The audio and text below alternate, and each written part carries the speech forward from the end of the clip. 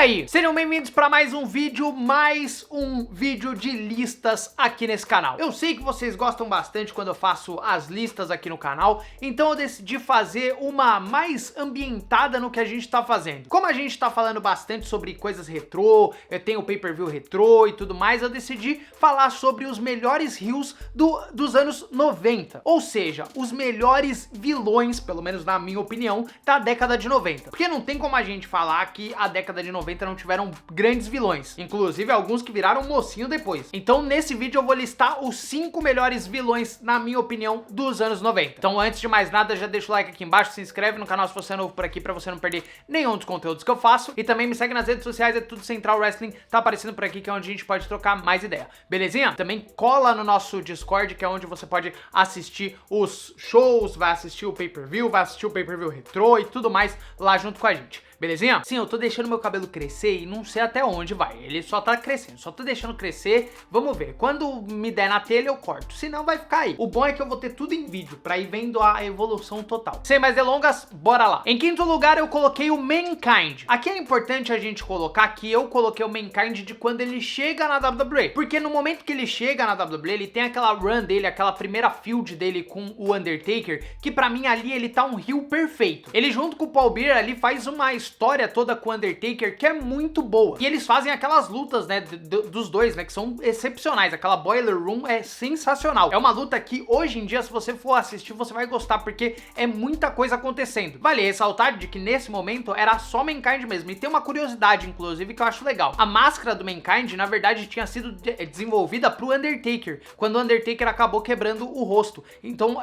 foi desenvolvida pra ele. Só que aí acabou que usaram uma outra, né, que é aquela do Fantasma da Ópera e tudo mais, e aí essa daí meio que ficou lá guardada, até que o Vince McMahon pegou e falou, vamos fazer um personagem com isso, e aí nasceu o Mankind. E aí ele já chegou com essa feud gigantesca, porque também o Undertaker era um dos grandes nomes da WWE na época, então ele chegou com essa feud já gigantesca. Então por conta disso e por ter chego como um heel que era muito assim, era muito forte e um heel muito bom, eu coloquei ele em quinto lugar. Em quarto lugar, o Ric Flair. Não tem como a gente falar de 1990, não tem como a gente falar de 80, 90 sem falar de Ric Flair. Talvez um dos grandes heels da época que ele tava na WWE. Depois ele foi pra WCW, ele ficou como babyface. Então por isso que eu prefiro a época dele heel na WWE. Ele teve feuds com o Hulk Hogan, afinal, né, todo mundo teve feud com o Hulk Hogan, e é alguma das coisas que vale a pena da Golden Era. Eu vou ser bem sincero que eu não gosto muito da Golden Era, tá? Pra mim, a Golden Era é talvez uma das piores eras da WWE. Mas toda a dinâmica do Ric Flair com esses outros lutadores na Golden Era é uma coisa que me chama atenção. Talvez eu faça um outro vídeo falando mais sobre a Golden Era, mas a Golden Era não é um negócio que me chama atenção. Sei lá, nunca me desceu muito. Parece que tudo meio que, sabe,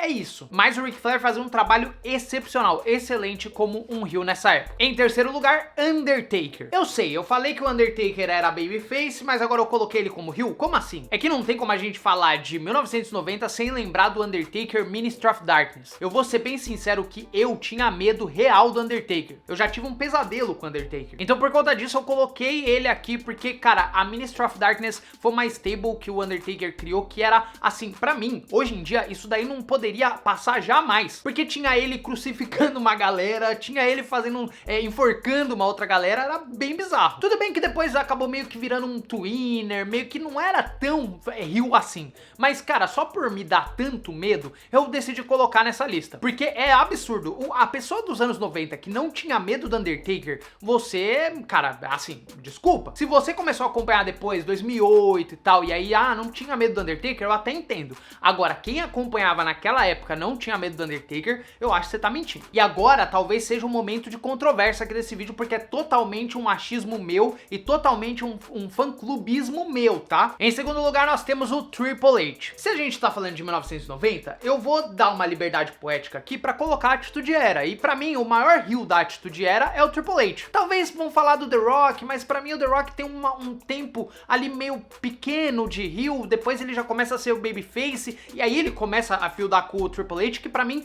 é a feud, eu acho que eu já falei isso em outro vídeo, é a feud que mais, pra mim, representa a Attitude Era. Pra mim a Attitude Era é Stone Cold contra Vince McMahon e Triple H contra The Rock. E o Triple H fazia esse papel de heel muito bem. Pra mim, o Triple H é o heel perfeito. Eu tô sendo completamente clubista aqui, eu já tô deixando claro que eu tô sendo muito mesmo. Mas mas o Triple H pra mim é o heel perfeito. E ele continuou sendo heel. Se eu fosse fazer uma, se vocês quiserem eu posso até fazer, se eu for fazer uma dos anos 2000, ele vai estar também. Porque o Triple H como heel era o cara que você ia odiar ele. Você ia olhar na programação e você ia falar, mano, se eu tivesse lá eu ia bater nesse cara. Obviamente não ia conseguir, porque olha meu tamanho. Mas ele era um cara que você conseguia ter ódio genuíno. Que é um cara que, assim, quem aprendeu muito bem com ele foi o Randy Orton. Que o Randy Orton também é esse cara aí dos anos 2000, também daria pra colocar o Randy Orton. Mas o Triple H em 90 e ali começo de 2000, vou dar uma roubadinha ali pro começo de 2000, era o cara que, mano, você ia odiar de verdade. Então por conta disso ele tá aqui na minha lista e sinto muito, pode chorar à vontade, ele tá na minha lista. Em primeiro lugar, indiscutivelmente, Shawn Michaels. Eu sei, o Shawn Michaels era um babyface, se tornou babyface, né, mas o momento todo ali dele, da DX e tudo que ele fez como heel ali, que era meio um twinner, vamos ser bem sinceros, mas é muito característico. Não tem como a gente falar de anos 90 e WWE sem pensar no Shawn Michaels. Obviamente, tem o Hulk Hogan, mas o Shawn Michaels era o maior exponente ali de 94 pra frente, era o maior exponente da WWE. A WWE apostou muito nele e essa primeira run dele como heel é o que mostra ali o quão bom ele é. E não tem como, cara, o Shawn Michaels ele era odiado dentro do ringue, fora do ringue, era odiado pelo pessoal, brigava, puxava briga com o pessoal na torcida, é inacreditável. Se tem alguém que viveu como heel de verdade, foi o Shawn Michaels. Tanto que todo mundo odiava o cara. Então não tem como a gente falar de heels dos anos 90 sem lembrar do Shawn Michaels, que talvez foi o maior heel da vida. Ele era um heel de verdade. Tudo bem que depois ele virou uma pessoa melhor, já falei sobre isso. Mas enquanto ele não encontrou Jesus, ele foi o grande heel de verdade. Bom, mas eu quero saber a opinião de vocês. O que vocês acham sobre tudo isso? Deixa aqui embaixo nos comentários que eu vou estar lendo e respondendo vocês. E se você é novo por aqui, caiu nesse vídeo por qualquer motivo, se inscreve no canal e toca no botãozinho do sininho pra sempre que eu lançar vídeo novo, o YouTube te notificar. E me segue nas redes sociais, é tudo Central Wrestling, tá aparecendo por aqui, que é onde a gente pode trocar mais ideia. Belezinha? E no mais é isso, tamo junto, é nóis e tchau!